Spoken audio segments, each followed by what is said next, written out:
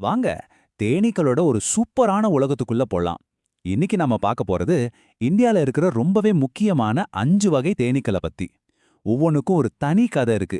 அதுதான் இங்க சுவாரஸ்யமே. சரி, நீங்க கடைக்கு போறீங்க, ஒரு தேன் பாட்டில் வாங்குறீங்க. ஆனா ஒரு நிமிஷம் யோசிச்சு பாருங்க, இந்த தேனை கொடுத்தது எந்த தேனீ? நம்ம பொதுவா தேனீன்னு ஒரே வார்த்தையில சொல்லிடுறோம். ஆனா நிஜத்துல எல்லா தேனீகளும் ஒரே மாதிரி தேன் கொடுக்கறது இல்ல. அதுக்குள்ள எவ்வளவு வித்தியாசம் இருக்கு தெரியுமா? வாங்க அந்த உண்மையை தான் இப்ப பார்க்க போறோம். இத நாம ஈஸியா புரிஞ்சுக்கணும்னா இந்த தேனீக்களை 2 பெரிய டீமா பிரிச்சுக்கலாம். ஒரு டீம் அடர்ந்த காட்டுக்குள்ள யாருக்கும் அடங்காத ராஜாக்கள் மாதிரி சுதந்திரமா வாழ்ற காட்டு தேனீக்கள். இன்னொரு டீம் நம்ம விவசாயிகளோட பெஸ்ட் ஃப்ரெண்ட்ஸ் மாதிரி நாம செஞ்ச பெட்டிகளுக்குள்ள சமர்த்தா வாழ்ற தேனீக்கள். சரி, முதல்ல நாம சந்திக்க போறது அந்த காட்டு ராஜாக்களை தான். இவங்கள ஏன் நம்மால பெட்டிக்குள்ள வச்சு வளர்க்க முடியல? என்னதான் காரணம்? வாங்க கொஞ்சம் ஆழமா பாப்போம். இதோ பாருங்க, இதுதான் பாறை தேனி. சயின்ஸ்ல சொன்னா ஏபிஸ் டார்சேட்டா. பேருக்கேத்த மாதிரி இது ஒரு உண்மையான ராட்சசன். தேனீக்கள் உலகத்தோட ஒரு பாகுபலின்னு கூட சொல்லலாம். இப்போ இந்த நம்பரை மட்டும் பாருங்க. 37 கிலோ. அடேங்கப்பா, நம்ப முடியுதா உங்களால? ஒரே ஒரு தேன்கூடு ஒரே வருஷத்துல இவ்ளோ தேனை கொடுக்குதுன்னா சும்மாவா சொன்னேன் அது ராட்சசன்னு? இது நிஜமாவே ஒரு ஆச்சரியமான விஷயம். அப்போ உங்க மனசுல ஒரு கேள்வி வரும், இவ்ளோ தேன் கொடுக்கற அந்த ராட்சசனை ஏன் நம்மால வளர்க்க முடியலன்னு? அதுக்கு 3 முக்கியமான காரணம் இருக்கு. ஒன்னு, இதோட முரட்டு குணம். கிட்ட போனா அவ்வளோதான், ரொம்ப ஆக்ரோஷமானது. ரெண்டாவது, இது திறந்த வெளியில உயரமான பாறைகள்ல பெரிய மரங்கள்ல தான் கூடு கட்டும். மூணாவது, இது ஒரு இடத்துல நிக்காது.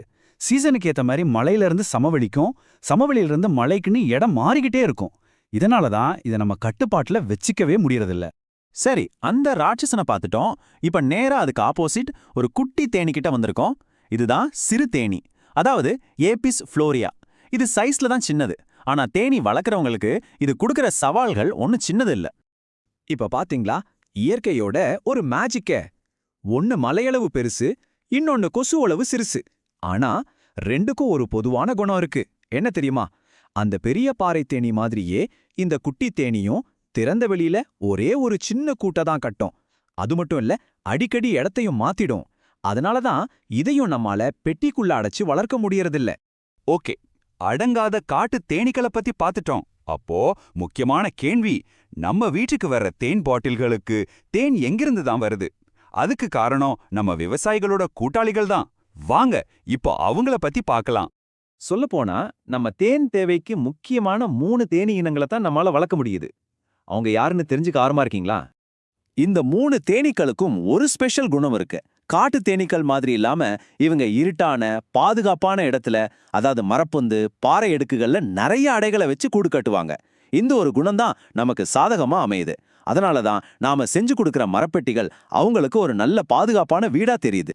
இப்போதான் நம்ம கதை ஒரு முக்கியமான கட்டத்துக்கே வருது. இந்தியாவோட தேனீ வளர்ப்புல 2 பெரிய ஸ்டார்ஸ் இருக்காங்க. அவங்களுக்குள்ள ஒரு பெரிய போட்டியே நடக்குது. ஒரு பக்கம் நம்ம உள்ளூர் ஹீரோ, இன்னொரு பக்கம் ஃபாரின்ல இருந்து வந்த புது வரவு. இதுல யார் பெஸ்ட்? வாங்க ஒரு சின்ன கம்பேரிசன் பண்ணி பார்க்கலாம். ஒரு பக்கம் நம்ம மண்ணுக்கும் நம்ம கால சூழ்நிலைக்கும் நல்லா பழகி போன நம்ம இந்திய தேனி.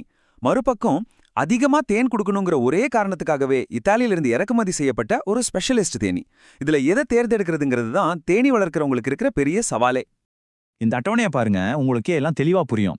இட்டாலி தேனியை பாருங்க, வருஷத்துக்கு 25லிருந்து 40 கிலோ வரைக்கும் தேன் கொடுக்குது. ஆனா அதுக்கு கோபம் அதிகம், நோயும் சீக்கிரம் தாக்கும். இதுவே நம்ம இந்திய தேனியை பாருங்க, தேன் கம்மியா தான் கொடுக்கும், ஒரு 3லிருந்து 5 கிலோ தான். ஆனா ரொம்ப சமர்த்து, நோய் எதிர்ப்பு சக்தி அதிகம். ஆனா இதுக்கு ஒரு கெட்ட பழக்கம் இருக்கு, சீக்கிரமா கூட்ட காலி பண்ணிட்டு ஓடிடும். அதாவது ராணி தேனி பாதி கூட்டத்தோட புது வீட தேடி போயிடும்.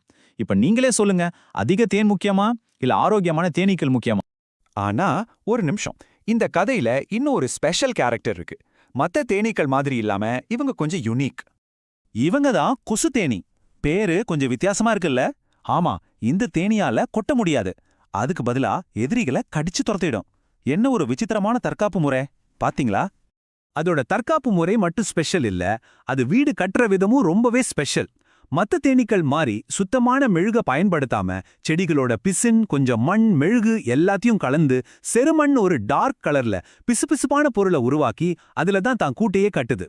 ரொம்பவே வித்தியாசமானது இல்ல? இது கொடுக்கிற தேனோட அளவு ரொம்ப ரொம்ப கம்மி தான். வருஷத்துக்கே வெறும் 60லிருந்து 180 மில்லிலிட்டர் தான் கிடைக்கும். ஆனா இங்க தான் ஒரு ட்விஸ்ட் இருக்கு. அளவு முக்கியம் இல்ல, தரம் தான் முக்கியம்னு சொல்லுவாங்கல்ல, அது இதுக்கு கரெக்டா பொருந்தும். இந்த தேனுக்கு ஆயுர்வேத மருத்துவத்துல பெரிய மதிப்பு இருக்கு, அதனால விலையும் ரொம்ப ரொம்ப அதிகம். சரி, இப்போ இந்த 5 தேனீக்களையும் பார்த்துட்டோம். பெரிய ராட்சசன்ல இருந்து குட்டி கொசு தேனி வரைக்கும். அப்போ இதுல எது பெஸ்ட் தேனி? இந்த கேள்விக்கு என்ன பதில்? உண்மை என்னன்னா, இதுதான் பெஸ்ட் தேனீன்னு ஒண்ணும் கிடையவே கிடையாது. அது ஒவ்வொருத்தரோட தேவையை பொறுத்தது. ஒரு தேனீ வளர்ப்பாளரோட நோக்கம் என்ன, அவங்க இருக்கிற இடத்தோட சூழல் எப்படி இருக்கு, இதையெல்லாம் பொறுத்து தான் எது அவங்களுக்கு சிறந்ததுன்னு முடிவு செய்ய முடியும். இத நாம இப்படி பிரிக்கலாம். உங்களுக்கு அதிகமா தேன் வேணும், உற்பத்தி தான் முக்கியம்னா உங்க சாய்ஸ் கண்டிப்பா இத்தாலிய தேனீ தான். இல்ல, நோய் எதிர்ப்பு சக்தி அதிகம் இருக்கணும், நம்ம சூழலுக்கு ஏத்த தேனீ வேணும்னு நினைச்சா இந்திய தேனீ தான் பெஸ்ட். ஒருவேளை நீங்க ஒரு ஸ்பெஷலான மருத்துவ குணம் கொண்ட தேனை விற்கணும்னு நினைச்சா குசு தேனீயை வித்தா வேற ஆப்ஷன் இல்ல.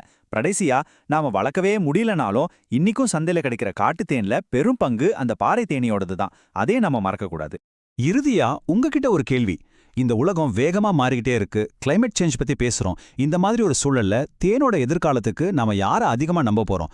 நிறைய உற்பத்தி கொடுக்கிற ஸ்பெஷலிஸ்டையா, இல்ல எந்த சூழலையும் தாங்கி தன்னை மாத்திக்கிட்ட உயிர் வாழ்ற நம்ம உள்ளூர் ஹீரோக்களையா? இதற்கான பதில காலம்தான் சொல்லணும். யோசிச்சு பாருங்க.